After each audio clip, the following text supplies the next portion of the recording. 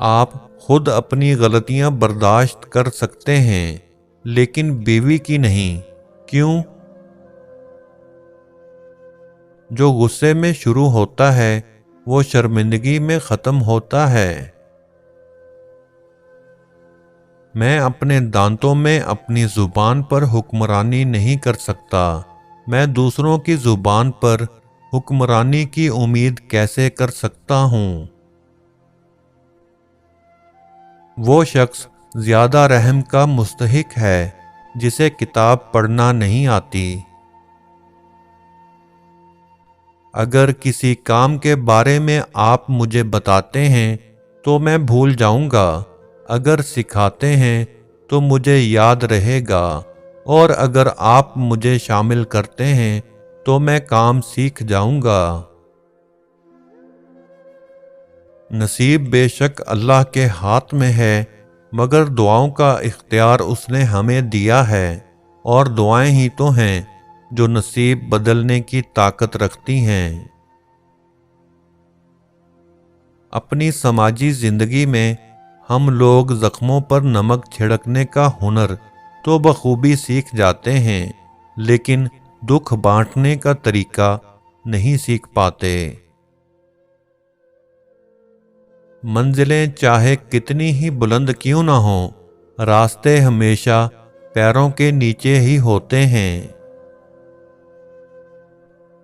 सब्र करने वाला कामयाबी से महरूम नहीं रहता, चाहे उसे तवील जमाना लग जाए। शेर से पंजा आजमाई और तलवार पर मुक्का मारना अक्लमंदों का काम नहीं।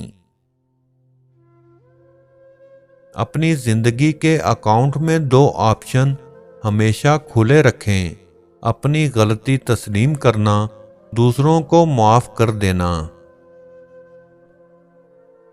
जब रवैये मस्बत हों तो उनका मस्बत असर ताहयात कायम रहता है, और अगर ये मनफी हों तो भी इनके असरात हमारी जिंदगी में शामिल ज़रूर होते हैं। एक जानिब जहां विरासती रवैये इंसान की तख्लीक में अहम किरदार अदा करते हैं, दूसरी जानिब माहौल और नज़रियात भी इंसानी रवैयों पे असरअंदाज होते हैं। इंसान अशरफुल मखलूक़ात है, लेकिन इसके रवैये, इसके माजी, इसके अच्छे बुरे तजर्बात और नज़रियात के मोहताज होते हैं। इस फ़ानी दुनिया में बाज़ कमबख्त लोगों को अपने रवैये की बदसूरती का एहसास तक नहीं होता। नापसंदीदा शख्सियत के साथ नरम रवैये और हुस्न सलूक से पेश आना ही इंसान होने की इलामत है। पसंदीदा शख्सियत से नरम रवैये और हुस्न सलूक से तो हर कोई पेश आता है। एक अच्छा खावंद आपके आंसू पूंछेगा, जबकि एक बेहतरीन खावंद इन आंसुओं के पीछे की वजह पूछेगा। रसूलुल्लाह सल्लल्लाहु अलैहि वसल्लम ने फरमाया, शौहर के खफा होने पर जो औरत शौहर से कहती है, जब तक आप राजी ना होंगे मैं ना सोऊंगी, ये मेरा हाथ आपके हाथ में है, तो ऐसी औरत जन्नती है। एक तल्ख हकीकत है, 4 बीवियों पर राजी लोग 4 बेटियों पर रोने लग जाते हैं। अपने बच्चों की शादियां जल्द ही करो, क्योंकि जब इंसान को भूख लगती है तो अगर हलाल रिज्क नहीं मिलता तो हराम खाना शुरू कर देता है। औरत का तो दुनिया में पहला रूप ही रहमत है। बेटी बनकर सब खानदान के दिलों पर राज करती है, बहन बनकर भाई की सच्ची और मुखलिस दोस्त और माँ का बाजू बन जाती है। जब बीवी होती है तो एक पुख्ता और हमेशा साथ निभाने वाली बनती है, हर दुख सुख की साथी बन जाती है, और जब माँ बनती है तो अल्लाह ताला उसका रुतबा इतना बुलंद कर देता है कि जन्नत को उठाकर उसके कदमों में डाल देता है।